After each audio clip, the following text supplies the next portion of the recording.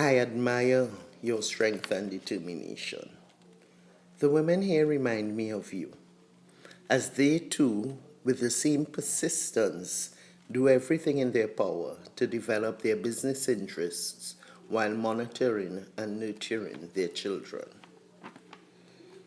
Being here in Nigeria has opened my eyes not only to how blessed we, the citizens of Trinidad and Tobago, are, but to how much more we can achieve as a people once we wholeheartedly acknowledge and embrace our blessings.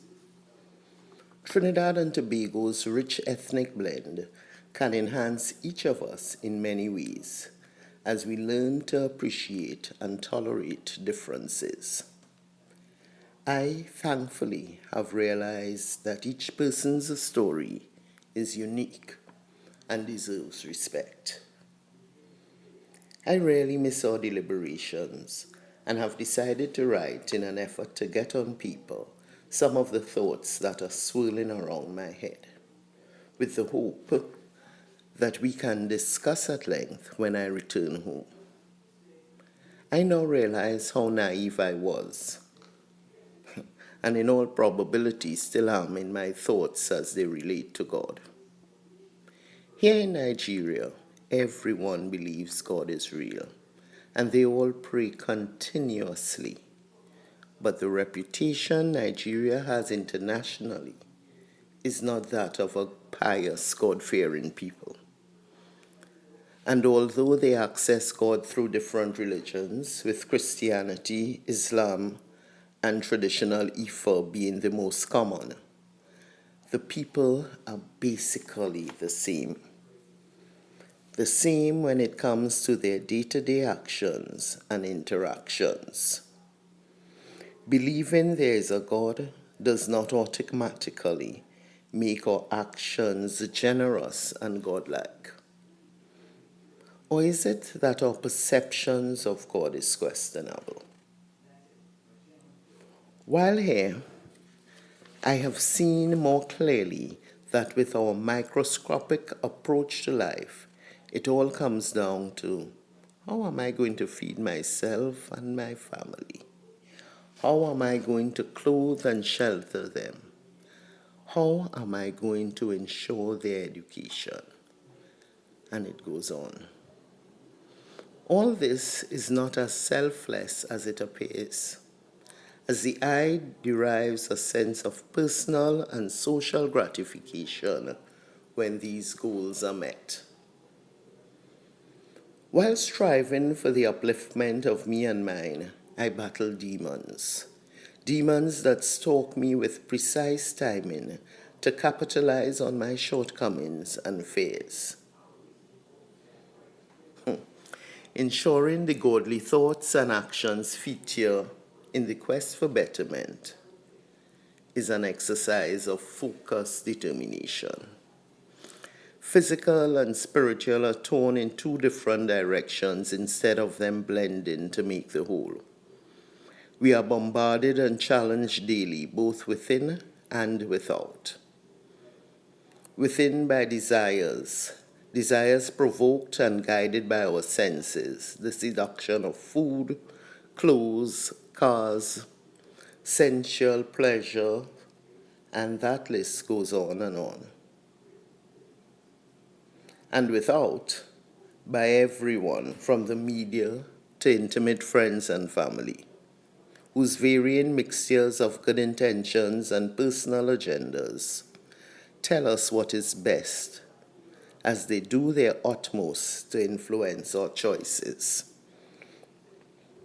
Where is the roadmap to a successful life? And if it is through God and His Word, which God? Personally, I believe there is only one God, one entity, one whole, and everything else is a part of that whole.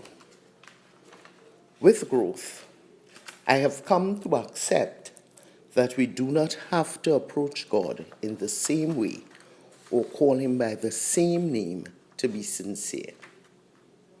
We deny God's omnipotence, omnipresence, omniscience, and all other omni when we try to dictate and limit how people acknowledge and worship.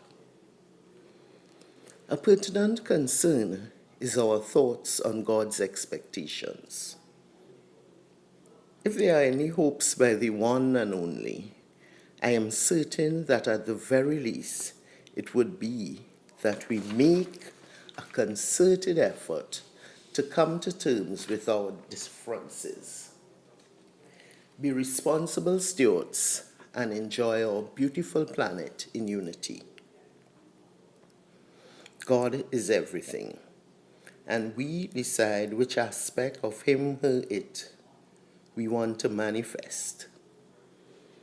Every day, based on our thoughts and choices, we either fortify our resolve or morph into a different being. Sustaining a particular trend will show more obvious results, of course, than when we vacillate. But all actions have a price, and we are paid in like kind. So what trends are we building? What will our legacy be? We are being naive when we do not acknowledge the reality of evil and that it is part of who we are. Evil clothes itself in a range of disguises. Unattended, our anger, minor dislikes, and petty jealousies develop into the really gross stuff. It is how we manage these thoughts and inclinations and their accompanying emotions that tips the scale in favor of either good or evil. If good must manifest, so then must evil. There cannot be one without the other. How do we perceive, sustain, and manage our thoughts results in the words and deeds that they blossom into. Productive management of our thoughts can only be done based on our personal and collective, well, if drawn upon, wisdom, understanding, and knowledge. Of course, this is not as simple as it sounds, or even with the best intentions or base information, our belief systems may be flawed. How do we fight evil? Is it a battle we could win? What is the true interpretation of either good or evil? Are there degrees? Do they meet at some central point and from that point find their corner, depending on our actions? Is it possible to bring peace and order to our world? Can evil be conquered? And if so, how? Or scarier yet, are we all pawns in a game we do not comprehend, being activated by remote control? I do not believe that one person or one group of people hold all the answers. And as a result, our collective salvation rests in our ability to see beyond our differences and to dwell on our sameness of belonging to the human race and the fact that we share the same planet. Evil deeds are the manifestation of negative thoughts that culminate in actions. It then may not lead to clarity by dwelling only on the deed, but more importantly, to focus on what prompted the thoughts that were the genesis of said deed, and backtrack from there. Can we set aside blame and together diligently seek to understand what motivates the seemingly magical appearance of our thoughts? Thoughts that can lead to things we abhor. Bearing in mind that by the same token, there is goodness that emanates from us, which we misguidedly sometimes only dole out in particular situations and to those we think deserving. Maybe what is needed is a plan to nip the evil beginnings of greed, lust, anger, and their companions in the bud. For when we try to do battle with their full manifestations, it is already too late. Thoughts seemingly belong to the spiritual realm. What stimulates our thoughts? What prompts desires? And to what extent does what we are exposed to via sight and sound aid that stimuli? Or is there something beyond that which we can articulate that influences our thought patterns?